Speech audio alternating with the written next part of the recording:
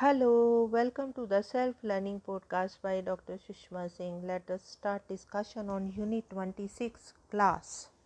And our topic is Class and Status by Max Weber. Max Weber's major objection to Karl Marx's theory of class was the undue emphasis on the economic aspect. Weber did recognize the importance of the economic aspect of society, but he did not rate it as the most important one.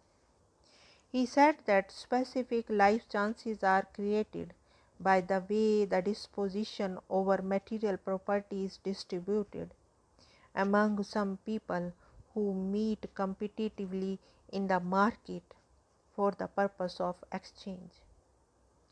When we talk of disposition over the material property, the focus is on owners only, who get the monopoly to acquire valued goods, while the non-owners are excluded from competing for higher valued goods. In acquiring capital goods and exercising monopoly over them, propertied people get an entrepreneurial function and the chance to share the returns on capital. The non-owners are without property and are able to offer their services, at best their labor, while those who have property engage in price wars with them. Now those who are without property are forced to get rid of their products in order to subsist.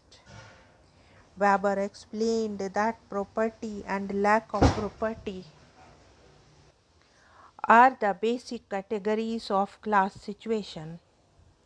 Those who are propertied, for example, may belong to a class of renters or entrepreneurs. Those who are without property are differentiated on the basis of services they offer. Thus, neither the propertied or the without property constitute a homogeneous category. The former is differentiated on the basis of kind of property that is usable for returns. The latter is differentiated on the basis of the kind of services that can be offered in the market. In simple terms, Weber's concept of class has to do with the kind of chances in the market that affords a common condition for an individual's fate. Class situation therefore is market situation. It may also be noted that those people whose fate has nothing to do with the chance of using goods or services for themselves in the market, such as the slaves, do not form a class in the technical sense of the term. They constitute the status group. Weber emphasized that the classes are not communities. They represent the basis of communal action. Communal action refers to that action which is oriented to the feeling of individuals that they belong together. In Weber's own words, we may speak of class when a number of people have a common in specific causal component of their life chances. Insofar as this component is represented exclusively by economic interest in the possession of goods and opportunities for income, and is represented under the conditions of the commodity or labor markets. The three elements form the class situation that, in more comprehensive sense, is market situation. For Marx, class has to be understood in the framework of an individual position in the structure of production. For Weber, class needs to be understood in the framework of the individual's position in the context of the market of exchange. Other than class, Weber proposed the concept of status groups. Status groups differ from classes in being communities. In place of purely economically determined class situation, status situation assumes importance. Weber said that status situation is determined by social estimation of honor. This honor may be any quality that is shared by people and held in esteem. Possession of property is not always associated with social honor and is therefore not essentially a qualification for acquiring status. Income, family background, education, and all those criteria that are valued may be identified as markers of status. People belonging to the same status group may interact with each other on many occasions. Status order refers to the stratification on the basis of honor and lifestyle that characterize the status groups. What is interesting to note is the fact that the status honor may be accompanied with honorific preferences such as privilege of wearing special costumes. Furthermore, artistic and literary activity connected with physical labor or uses for income generation is treated as degrading work and not held in high esteem.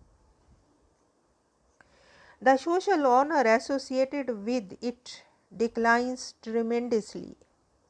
Weber maintained that often status disqualification operates against the performance of physical labor.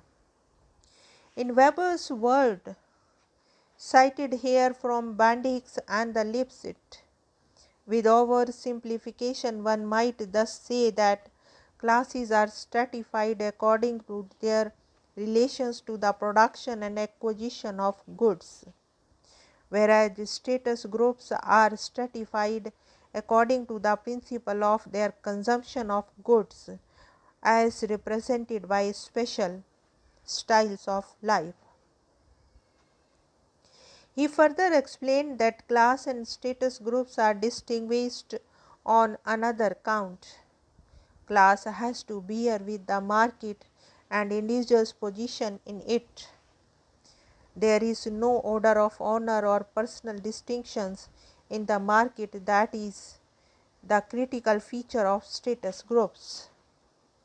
The status order would get weakened if the same honor were bestowed on people who acquire economic power that bears the stigma of extra status, origin as to those who seek to acquire status by virtue of their lifestyle. Status, however, rises if economic power comes over and above the virtue of lifestyle. It is therefore only natural that those who uphold status order react with peculiar sharpness to pretensions of purely economic acquisition.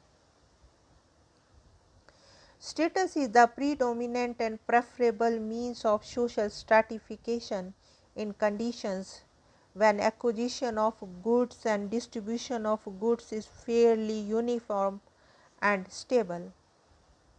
Stratification by status gets pushed into the background and stratification by class becomes important each time economic transformation takes place and technological repercussions set in. In addition to stratification by class and status, Weber proposed the concept of party as the third element according to which society is stratified. The people who constitute a party are those who have a goal towards which they strive collectively and in a planned manner. The goal may be a cause, that is, a party may seek to realize a program for ideal or material purposes, or the goal may be personal, for example, honor for the leader or followers of the party. Parties may exist in a social club as well. Their action is geared towards acquisition of social power, by which is meant the potential to influence communal actions. The existence of a party in a state always presumes the prevalence of national order and the presence of a staff of persons who are willing to enforce it. In a specific sense, parties may pursue interests that are determined through class situation or through status situation. They may even recruit members from them. They may not, however, be fully class parties or fully status parties. They may be neither of two. Their means of attaining power may range from violence to convincing for votes through social influence, bribes, public addresses, or even obstructions in parliamentary proceedings. Now let us wind up the session and take rest. Thank you very much for engaging yourself with a self-learning podcast.